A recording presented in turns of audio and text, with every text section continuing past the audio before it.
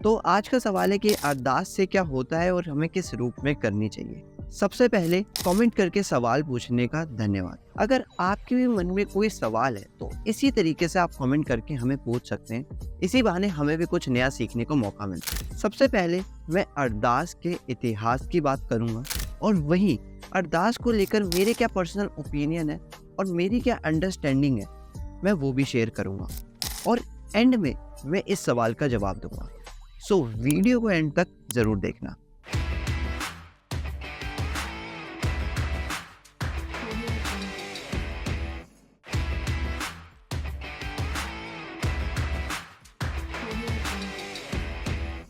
So before get into the details, Ardaas की शुरुआत जो है गुरु गोबिंद सिंह जी ने करी थी। गुरु गोबिंद सिंह जी ने पहली 9 लाइनों को फिक्स रखा जिसके अंदर हम किसी भी तरीके का चेंज नहीं कर सकते, लेकिन बीच के पार्ट में काफी फ्लेक्सिबिलिटी रखी जिसको टाइम के अकॉर्डिंगली चेंज किया जा सकता था और फिर आखिर में अरदास किस रूप में खत्म होगी उसको डिसाइड किया।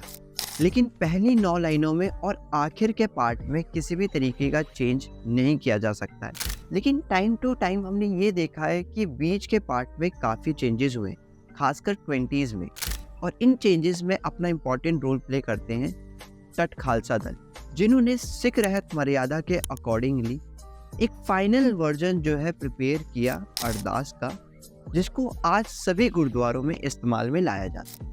अब मैं अपना ओपिनियन शेयर करूंगा अरदास को लेकर। आज जिस तरीके से अरदास पढ़ी जा रही है वो तरीका तो ठीक है, लेकिन कहीं ना कहीं अब लोगों के इन्वॉल्वमेंट अरदास में कम हो गई है। गुरु साहिबान ने अरदास इसलिए शुरू करी थी क्योंकि एक सेंस ऑफ कम्युनिटी बनी, लेकिन आज हम देखते हैं कि लोगों का अरदास पे ध्यान कम होता है। ध्यान इस बात पे होता है कि इन्होंने अरदास पढ़ते समय मेरा नाम तो सही लिया ना, और ये मैं अपने पर्सनल ओपिनियन के साथ आपको बता रहा हूँ। फिर चाहे उन सिखों का नाम आया हो या ना आया हो जिन्होंने धर्म के लिए अपनी शहीदी दी, कहीं ना कहीं आज के टाइम पर अरदास ग्रंथियों के माध्यम से भी सिर्फ एक फॉर्मेलिटी के रूप में करी जाती है। ऐसे बहुत सारे ग्रंथियों को मैं पर्सनली जानता हूँ जिनको अरदास के मायने भी नहीं पता, क्योंकि अगर मायने पता होते तो उनकी आंख से आंसू आ जाते जब वो अरदास को सच्चे दिल से पढ़ते। जब उनकी आंखों के सामने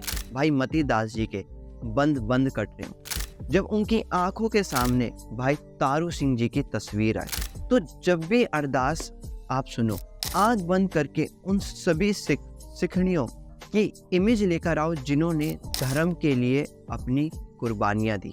यही सही रूप है अरदास को समझने का।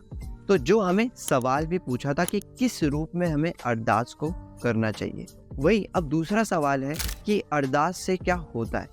बेसिकली क्या फ़ायदे हैं अरदास करने के। वैसे तो हर वाणी के बहुत सारे फ़ायदे होते हैं, लेकिन मैं आज अरदास के 3 फ़ायदों की बात करूँगा। अरदास करने का सबसे पहला बेनिफिट यह है कि ये सब सिखों को आपस में जोड़कर रखती है हमारे गुरुओं से, और एक सेंस ऑफ कम्युनिटी डेवलप करती है। वही दूसरा फायदा ये है कि अरदास हमें निम्रता और दया सिखाती है, और आखिर में अरदास हमें इनर स्ट्रेंथ देती है, एनर्जी देती है।